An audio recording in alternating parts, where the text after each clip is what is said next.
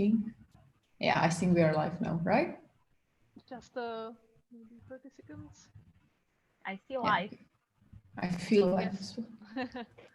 So let's go. Okay, perfect. Okay, so hi everyone and welcome to this very first Ouroboros workshop. It's quite exciting to start this whole thing. Some of you maybe have seen yesterday the opening or the lightning talks, which was already gave you some kind of flavor of this festival, but this is the first like co-creation event of this whole festival.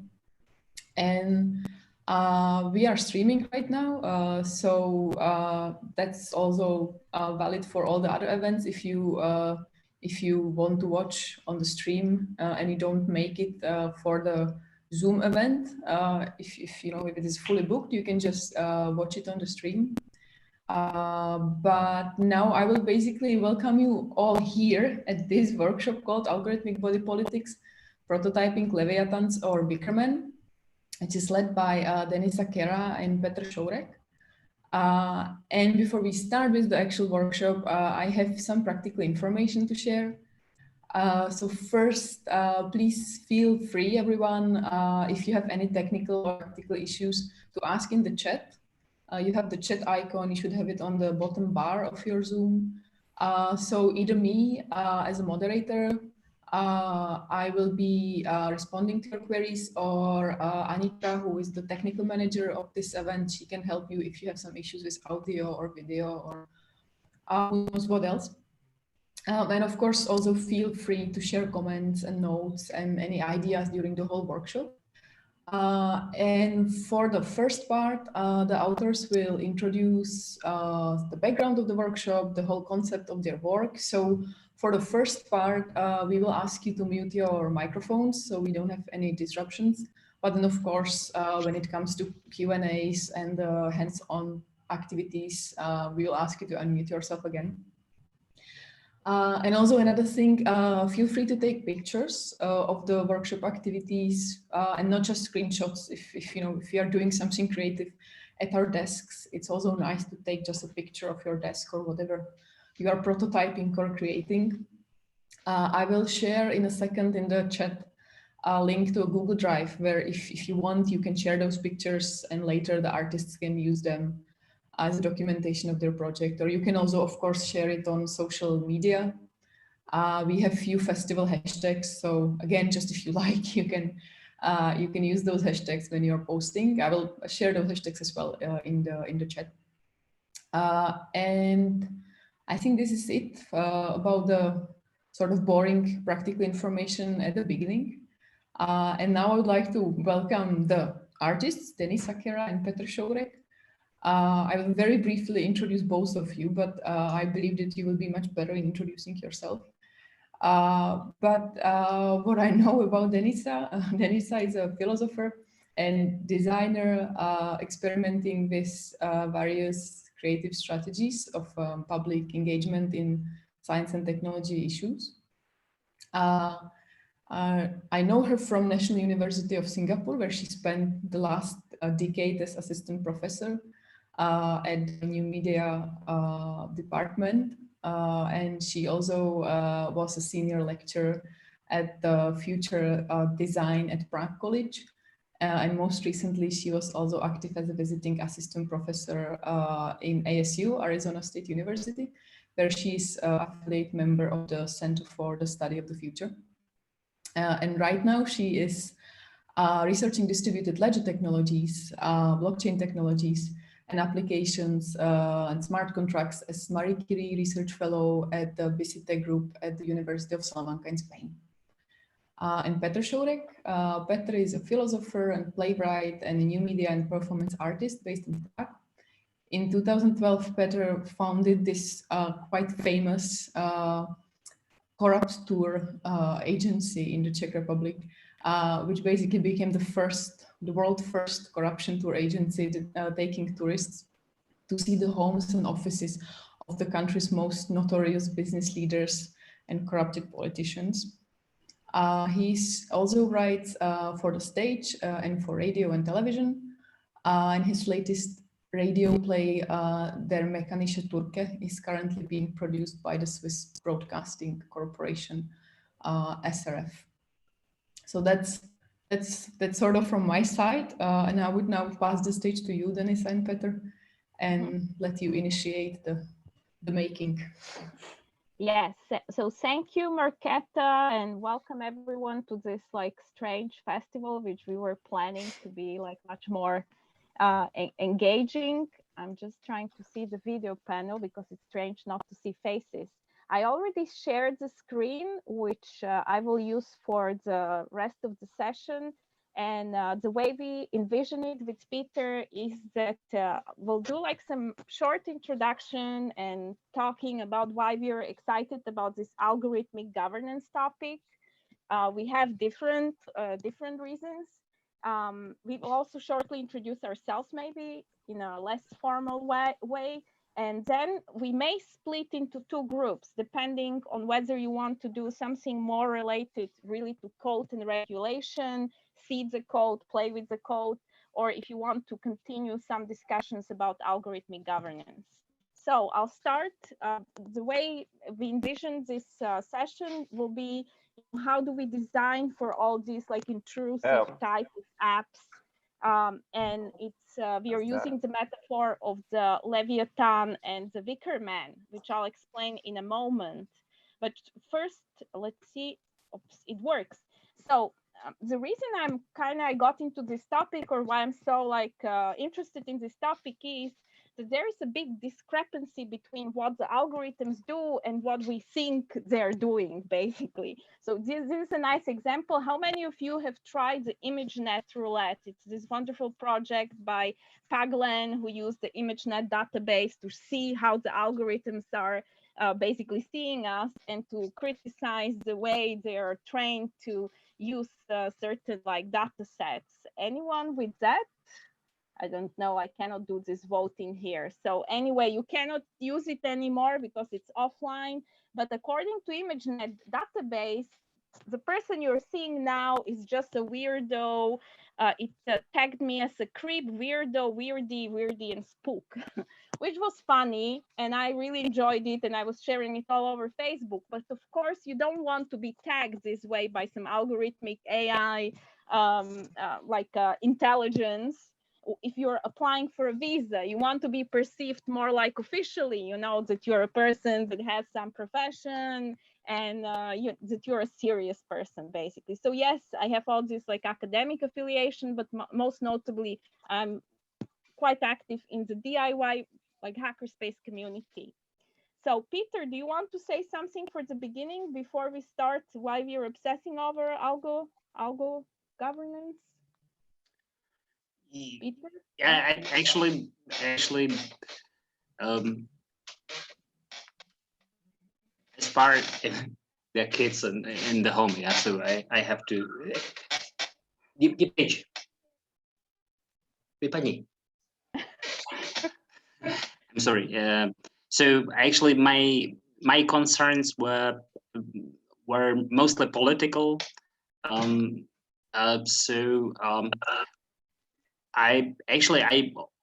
I wanted to know more how I'm tracked, and so we kind of created the world where we are tracked from above our heads, you know, which we are actually today, but we are not aware of it, and so I wanted just to imagine how it works. And what I actually liked about the project lately, now in this coronavirus crisis, is how wrong we were in the whole vision of the world.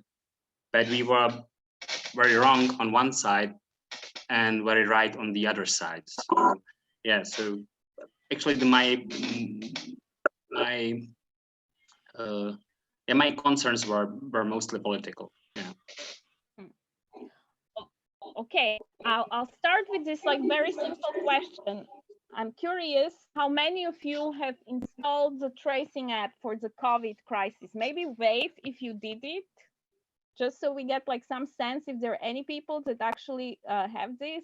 I don't see all the people now. I'm trying to get like more of the images of everyone. Denisa, we had to ask people to stop their videos because it seems that your connection is a little bit poor. So it was, you know, glitchy. Okay. So it's better Okay. if people, Okay. are just... So anyway, I'm kind of guessing that very few of us actually installed this app, and that everyone has like a different reason why they didn't do it. My reason is, I'll just show something that's currently used in Singapore. Like the detail of data you can get are pretty like, to me, like uncomfortable. You know, I can see everyone, okay, everyone who visited this restaurant, I can see these cases that met and maybe infected each other. But what I don't like, and I don't find a reason why they list whether they were Indian or they were like Chinese, you see the CN, India, and so on. So there is some level of details, or if it's a building block where I live, I kind of see it's much easier to identify and create like something. So I wouldn't install like this app. I don't think there is any app of this kind I would currently install, just because I have no idea how they do the oversight, how it's managed, what happens with the data, who like tracks the trackers basically. So the question which we will deal in the workshop today is basically this, like, how do we make each other safe? Yeah, because that's the main purpose of this like database. How do we trust each other? What do we owe to each other? And all these questions recently, there is this tendency to kind of translate them into some type of a simple code that you can use and basically outsource these type of a social work we have to do in society to some apps. So my question to you would be in the workshop, do you trust, do you feel safe when these things are outsourced to the apps? How much do you feel we should engage institutions, not just the code? How do you imagine the oversight? How do you imagine the division of power? So the part of the workshop which we will do today, and I will ask you to fill a questionnaire also, and through the questionnaire, we will deal with these issues of code and regulation, are basically these: to what degree we want law and regulations to be about code, and to what degree we want them to be part of some institutions and like kind of mixed hybrid type of things between code and regulation. So when we, so I guess it's also a bit of a criticism of my side that there is something like a digital sovereignty. I'm not convinced that you can completely outsource these like issues to the code. I don't think consensus mechanism or some privacy by design protocols are basically enough. And I do believe we need some form of a hybrid governance in it. By the way, the question, how do we make each other safe by creating an app or an institution, it's a very old one. So if you don't mind, I'll do like this introduction. Why did I decide to use these like two mythical figures or the metaphors of what we are trying to do with algorithmic governance? Basically, I'm one of these like famous figures of how do we make each other safe, or how do we make each other trust and create a society, is the figure of the Leviathan. And an interesting thing about this figure was that it was always a thing that was imagined as partially artificial, partially natural. It was the golem, the moloch, the artificial man, the mortal god. You see all these like expressions we were using, the big man, the godlike sovereign, and so on. But what's behind this is also a very technical understanding of this figure. Basically, the state, the community, there becomes some form of, it can be formalized, basically, that we agree about some rules and we will be completely obedient to these rules. So my thesis is that the idea of algorithmic governance starts basically there. In this idea, we will make each other safe, but we have to agree to kind of outsource our power and everything to this like a mythical creature. And it's a very different idea from what was before the figure of the Leviathan, which was this corpus mysticum, basically middle age idea that society in some sense mirrors the universe, in a sense that, you know, the king represents the most rational spiritual part of that universe, and so on. But it was much more it was less about some contract between the individual people. It was more like things are this way, just, you know, get used to them, basically.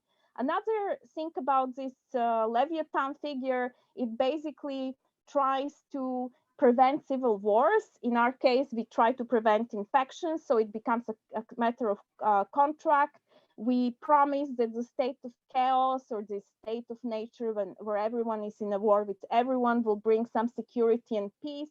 And most importantly, is basically this last thing, which is like, this is like a quick intro into Hobbes, but it is this one, sed auctoritas non veritas. You probably heard this sometimes. It means it is not authority, it is authority, not the truth, that makes the law, that makes the rule. So nowadays, authority is the code, basically. But we are creating the Leviathan in all these like apps. So this is that COVID-19 Singapore apps. When you see, it's also, this is like, again, these little humans here create some social organism which supposedly keeps everyone safe and everyone like comfortable.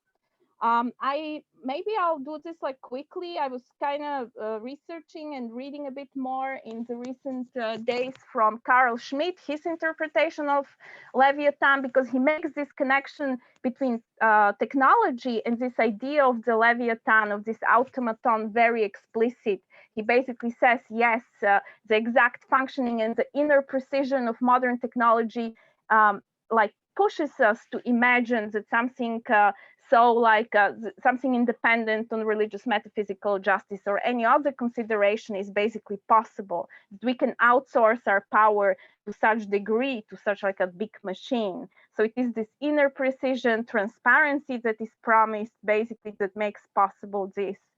And it's interesting that he also is able to identify the algorithmic governance in these like early ideas of these utopian structures that will bring eternal peace. Like, I couldn't find the image really, but Campanella supposedly has these autonomous ships that don't need to have sail and rudder, and they can, you know, they have kind of some inner mechanism that will be guided and commanded by absolute authority. Maybe this is actually one of our earliest images of automatic governance.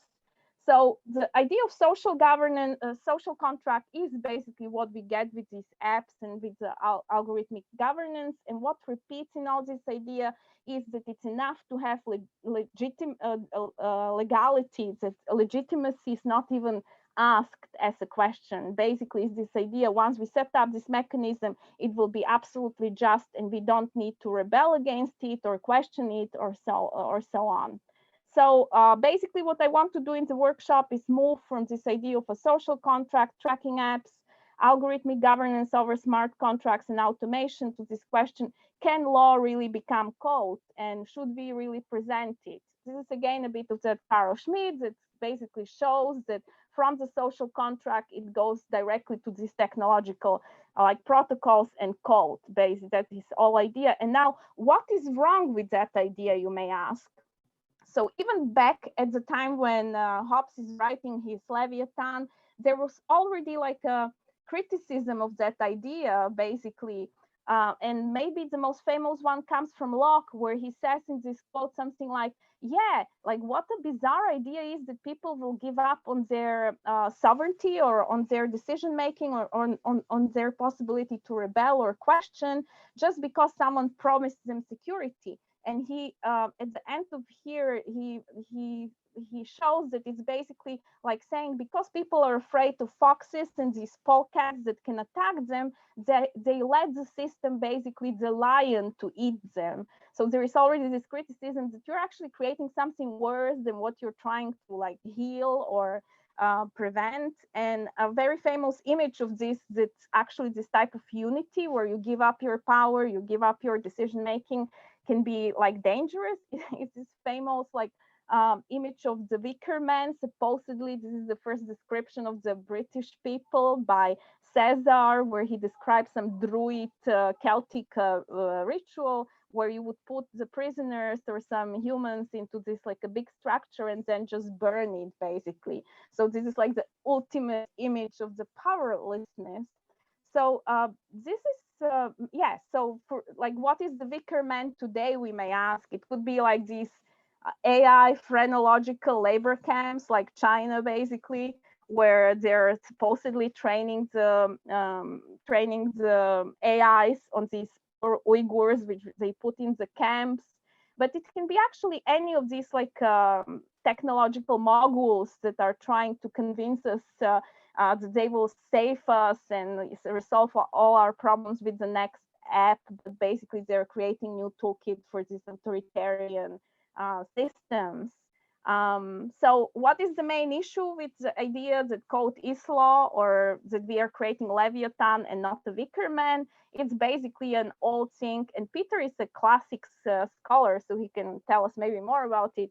But it's basically this, right as the world goes is only in question between equals in power, while the strong do what they can and the weak suffer what they must. It's from the famous Melian dialogues with this little island that was trying to play neutral between Athens and Sparta and some other like civil war there. But basically the question for me is, are we equal at the time when everything is a platform, everything is an app, or we are more into this Melian situation where, you know, someone is more powerful once he knows how to use the code.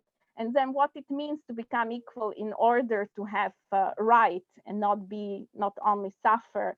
Here's just some examples what I mean by this like a quote, or this like a WICKER man today. It's famous 1984 complaint by this American Airlines mogul who created basically the first algorithmic system for aviation industry to offer tickets. And of course he was making the algorithm to sell his tickets basically. So he said something, why would you build and operate an expensive algorithm if you can bias it in your favor? So that's like a famous 83 statement by this guy at his Congress hearing. But we have a nicer one. This is from Mike Zuckerberg recently, where he says, oh, I'm so sorry, it was my mistake. But I mean, he just says, I'm sorry, and there is no like effects, because just year after he said this famous sorry about Cambridge Analytica scandal, he created Libra.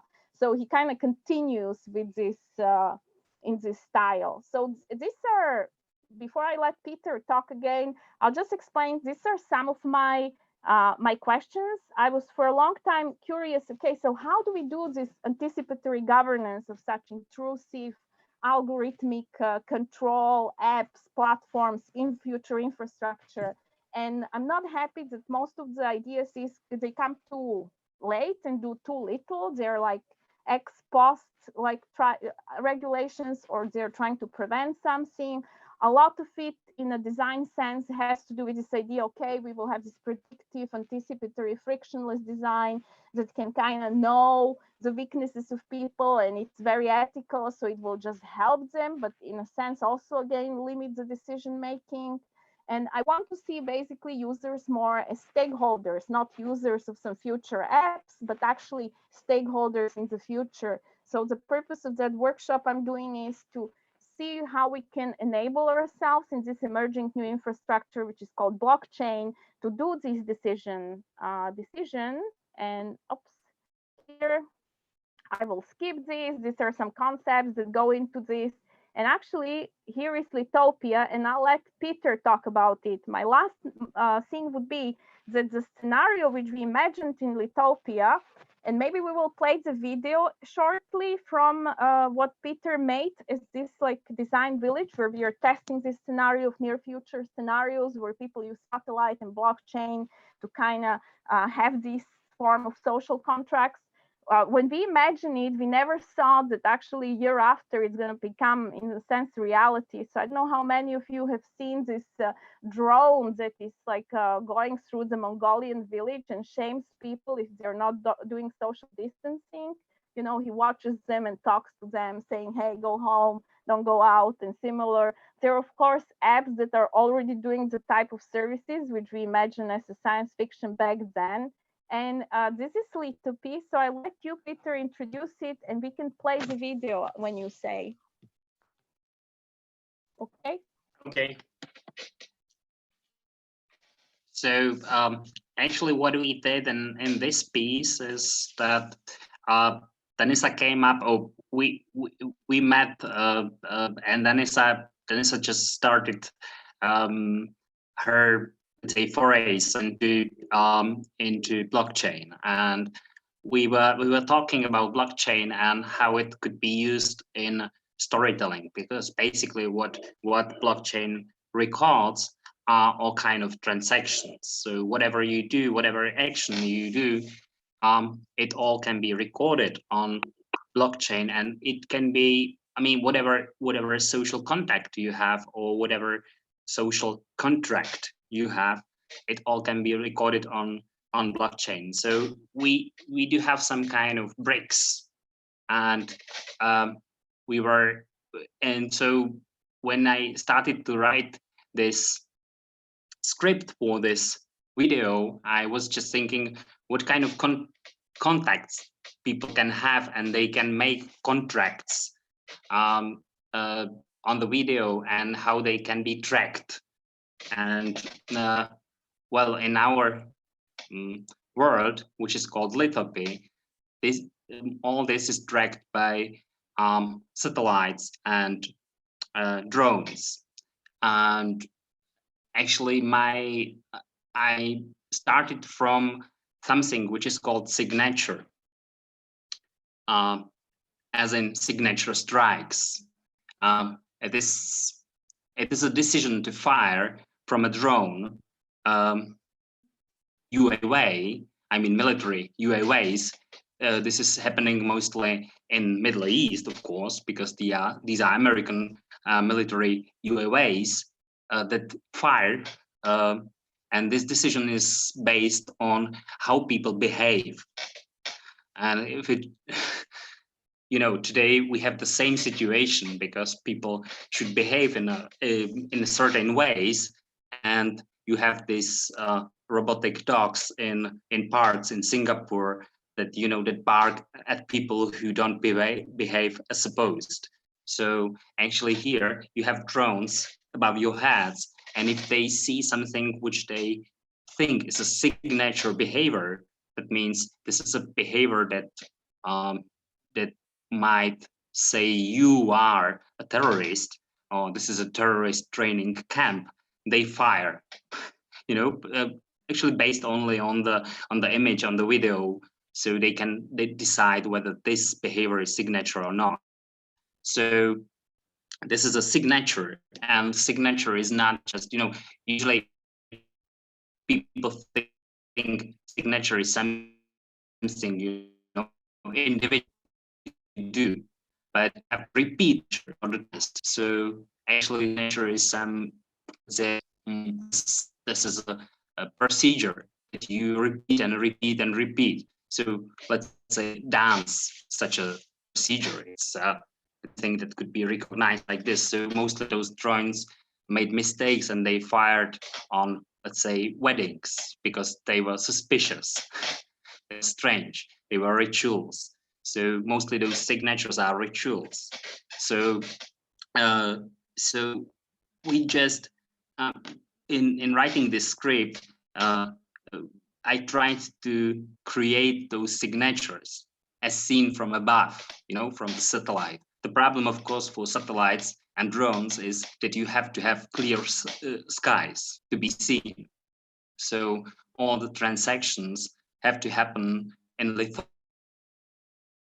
on sunny day. So whenever there's sunny outside, people will come out from their houses, and they will shake hands, they will hug each other, they will do whatever is needed to sign the contract, to make the signature to be seen by the satellites and or drones or whatever is above their heads. And of course the problem is that those satellites are very high, and the drones actually too, so there is a very slow response time.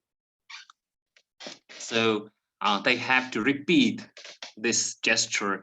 I don't know, they will have to hack each other, like say, repeatedly. And because of course the idea was that when we imagine the future, we imagine these technologies, usually people in all these design fictions, they think the technology will run smoothly. It will be nice. It will be like, you know, your cargo ship, you know, it will be moving smoothly around the city or whatever.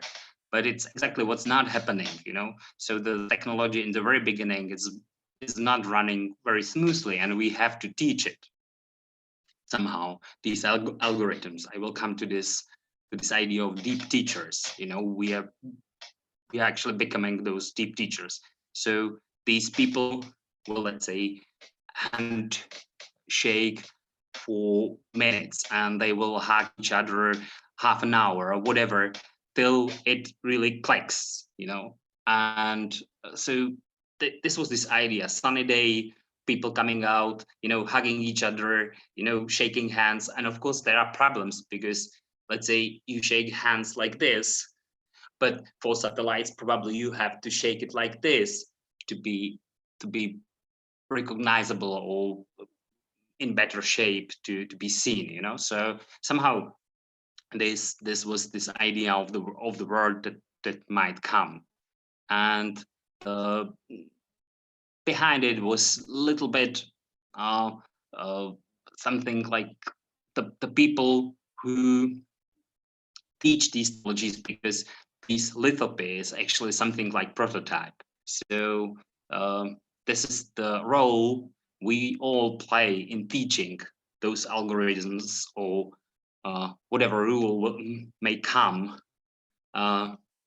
in this rule of algorithm or rule of law, if you like. Then there might be many cases where people will serve as a teachers.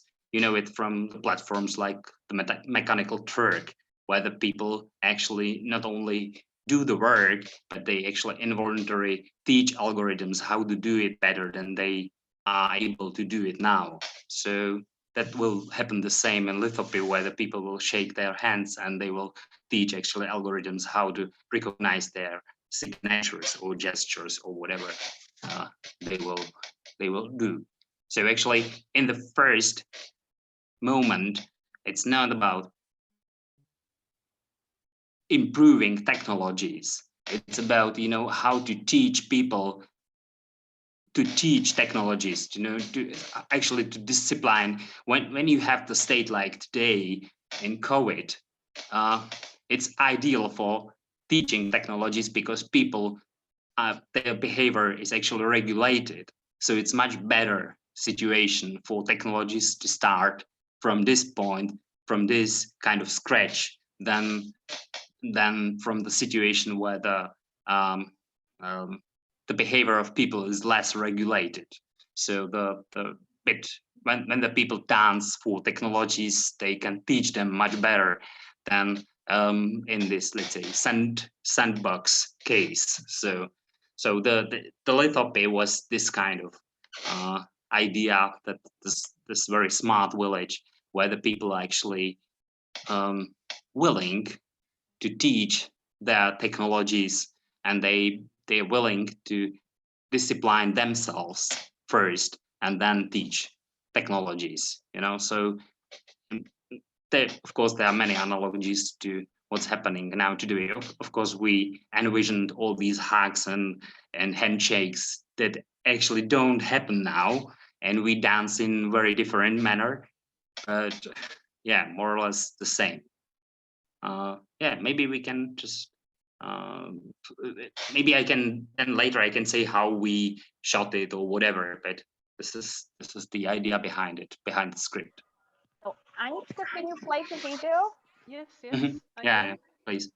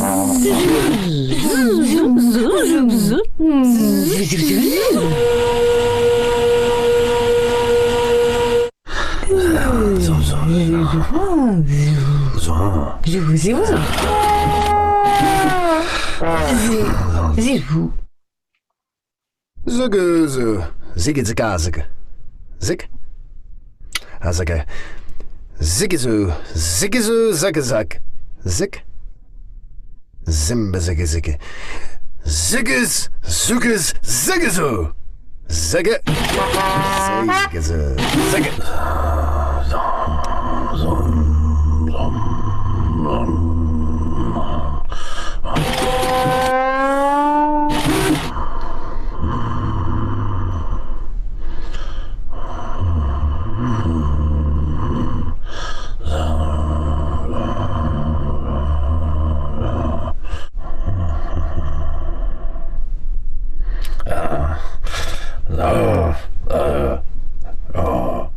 With you, as you,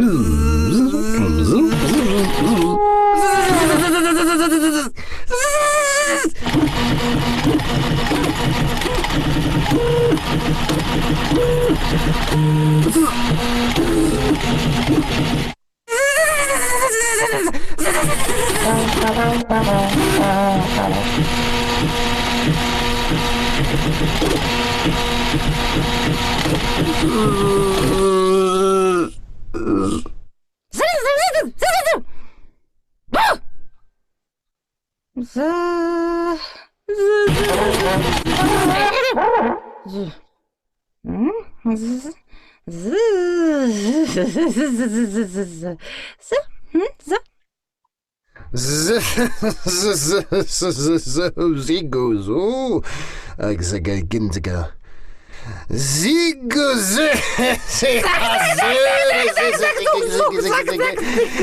So super sexy. Singe the Kazaza. Ziggy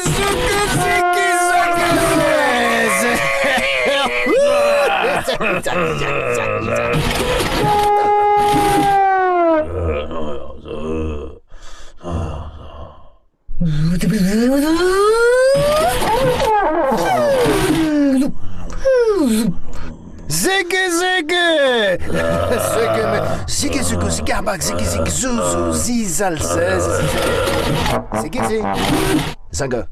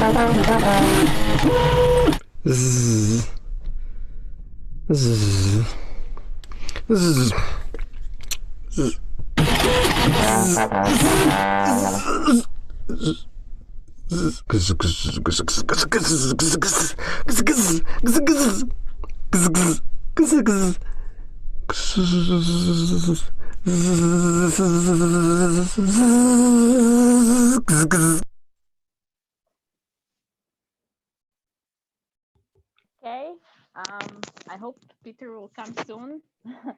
Yeah. You're here. So I'll just maybe shortly say the part of the project which I worked on that's connected to this. So while Peter created this like fantastic design fiction, okay, where is it? Oh, it's here. And it's like a really entertaining, great movie. I was working in parallel on making these like prototypes real. So the part of the project, which was mainly my thing, are the actual prototypes. So we couldn't figure out to make the gestures will be a real trigger for satellites because we couldn't get like such precise data. And I kind of didn't want to work with drones. I really wanted to work with satellites, but I found out that Sentinel-2A and B is offering free data online, and with a friend, which is Maciej, he's also listed as one of the collaborators. He created an API to interpret the data from this open satellite data and use them as trigger for the smart contracts on the blockchain.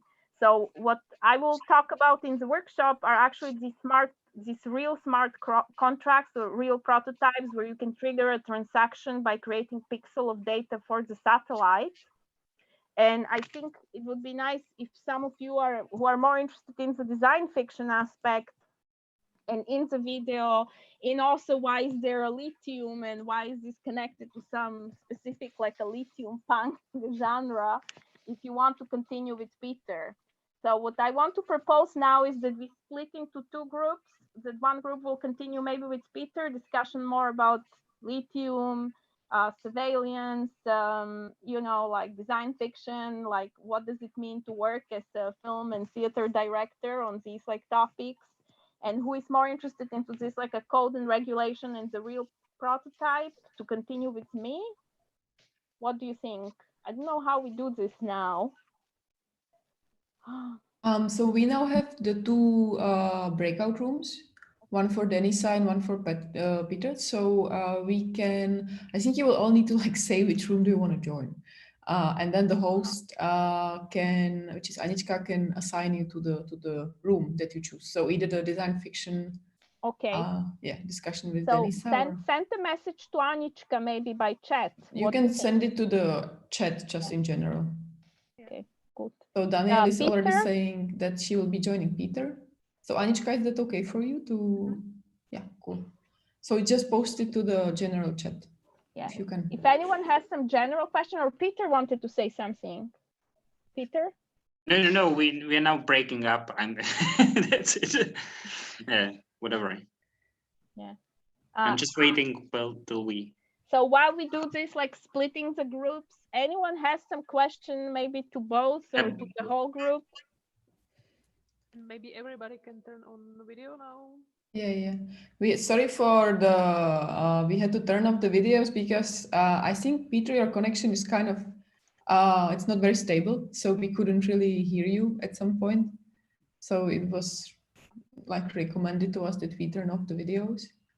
And also, Denisa, I wanted to ask you, can you share with all of us the presentation later?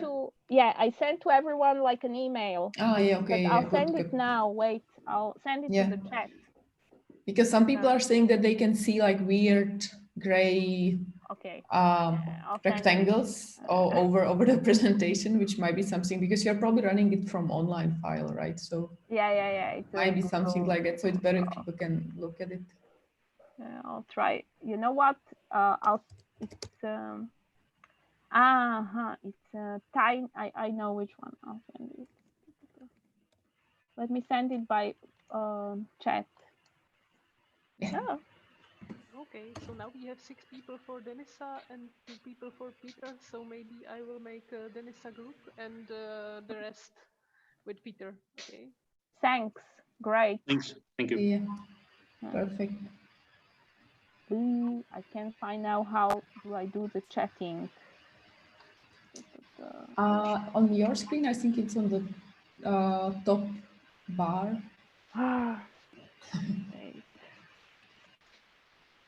Or I can just... I found it. Good. It's kind of disappeared. I'll send to all.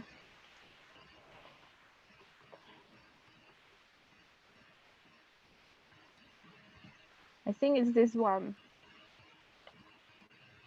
Yeah, perfect. Can you check? Because I'm just...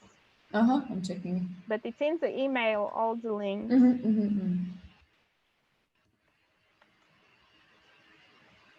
Yeah, that's it. Perfect. So everybody can find it here. I already have questions about the video, but I will probably wait to get into the room. And Denisa, for how long we would like to open the breakout room? I think we have another hour, from what I understand. Okay. Yeah. So maybe I can leave it just open, and when you decide, you can, because you can leave breakout room whenever you want. So maybe I don't have to set it after time and. Okay. Yeah. Let's see how everyone feels. So it's okay if you're a bit longer in case anyone wants to stay?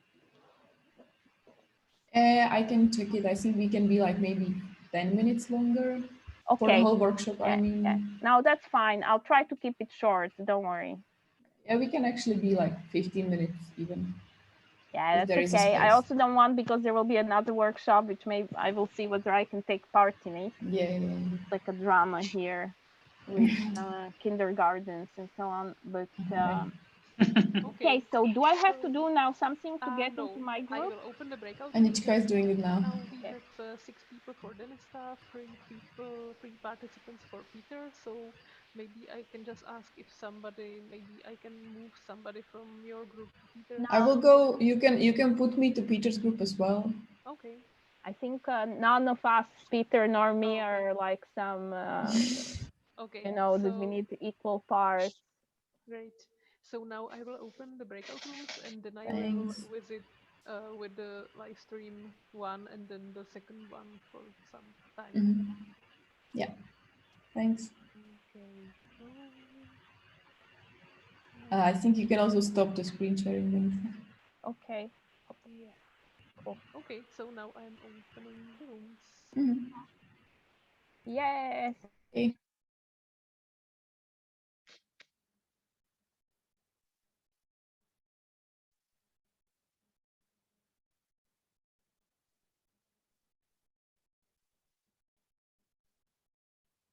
Peter, is it okay to see?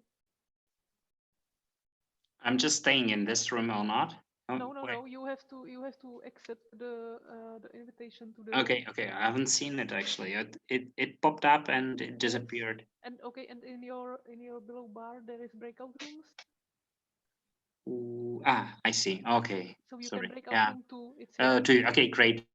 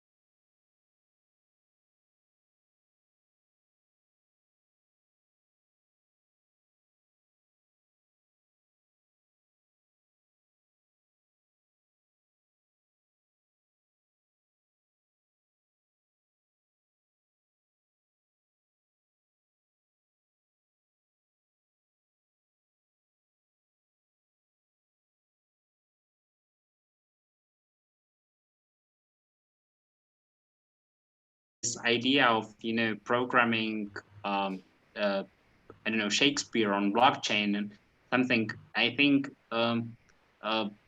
we not only left it, we moved very much beyond it, you know, because this idea is like, you know, this traditional theater, you know, it's very much like traditional programming. So you basically program the text to the mouth of the actor, and if I really happen to visit those kind of performances, I really look at those robots that just, you know, repeat those replicas every evening. I'm really, you know, I'm so sad looking at this kind of theater. You know, it's look, but at the same time, when we look and what we did actually in terms of theater, we made much more kind of devised theater, you know, where I really worked with the actors, and I asked them what they would do in the situation like this, whether we can really somehow script it later, you know. So I scripted something, but the script was like opened to kind of, you know, correction by the actual action by the actor. So the actor became really kind of blueprint of any other action, you know.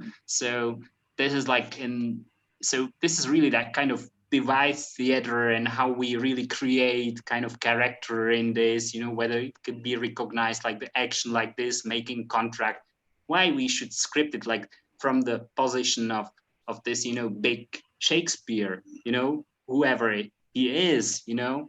See, so because we have this idea that Shakespeare is someone who really kind of captured what's happening on the stage of the life, and then then he took it and somehow wrote it down, which is a total nonsense, you know.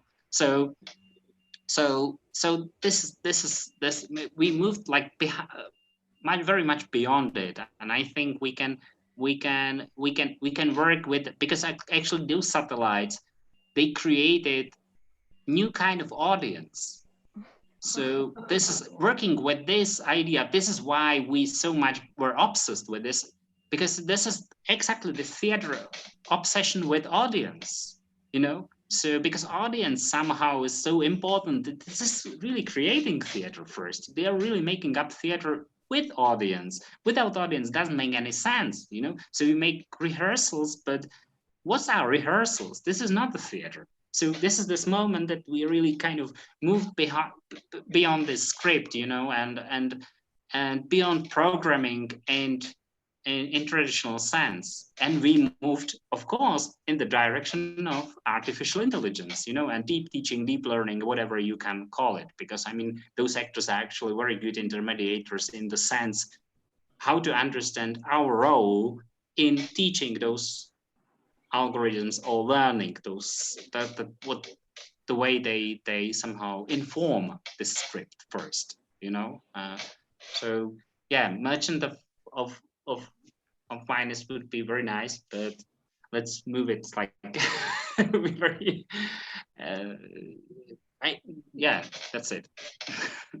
I don't want to be the boring one, but we should slowly start like closing up the workshop because we are already a little bit late. So, but yeah, feel free to like round it up if you have some final words, so we don't need to do a clear cut or something. I just want to thank everybody for being such a great public and managing this disgusting Zoom experience. And I hope we'll stay in touch. Some of you, of course, we know each other, so it will be easy. But yeah, we can continue anything: theater, satellites, blockchain, Lit2P, horoscopes in Lit2P. I'll be very happy to continue with the project and looking forward to some of your presentations, and keep in touch. I think we all had the email from Denisa, right? So I don't know, maybe does it make sense to connect people together as well, to make some kind of, not BCC, like, you know, the hidden copy, but if people want. Like, we didn't ask whether it's okay to share your email, but I guess we'll just do it, and in case someone is angry, we'll apologize in this Silicon Valley way. You know, you ask for forgiveness, not permission. But just I wanted just to join this and just thanking everyone for being just such a great audience for what we did, and so to help us to inform our future practice, whatever it might be, you know. So thank you for not only for listening, but for those wonderful questions and all comments. Thank you for the workshop, of course, from our side, and for the discussion. And the video. I really like the video. This is the first time I saw the video in a full length. It's really super beautiful. Yeah, actually, I have to comment on this video, you know, because actually this video should have never been shown this way, you know. This is the important thing, you know. This is the video. This is actually 7 separate screens. It's not one video. It was just, you know, compressed this way because, you know, those wonderful guys from New York just asked us.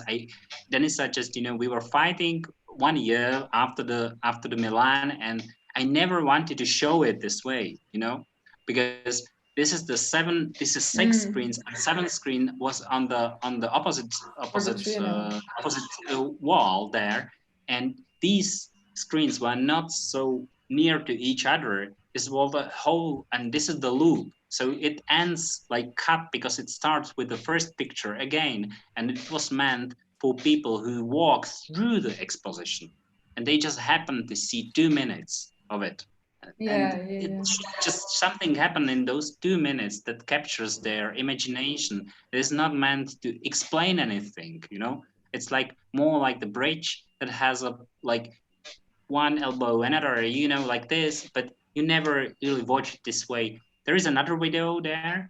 On the, you can see this is the whole explanation. These are two guys who are just, you know, buzzing from the TV news. So so you can get some idea about lithium from their report. But yeah, I want just to apologize for everyone for that you really had to watch it whole length. This was not meant like this, you know, sorry. But I don't know, I guess it's very subjective. I like the messiness of it quite a lot. Yeah. Okay. I'm glad you didn't tell us before that it wasn't meant to be like that, because it was pretty amazing. Yeah, it's really good. And so it's nice you didn't tell us there's too much salt in it before we tasted it. Yeah. Yeah, okay. So thank you everyone again. Thank you everyone. Do send us the email, Denisa, so we can stay in touch. And see you at the other events if you have anything booked or if you watch the stream. Yeah. Let's hope that the algorithms will be on our side for this. Okay, Denisa is muted.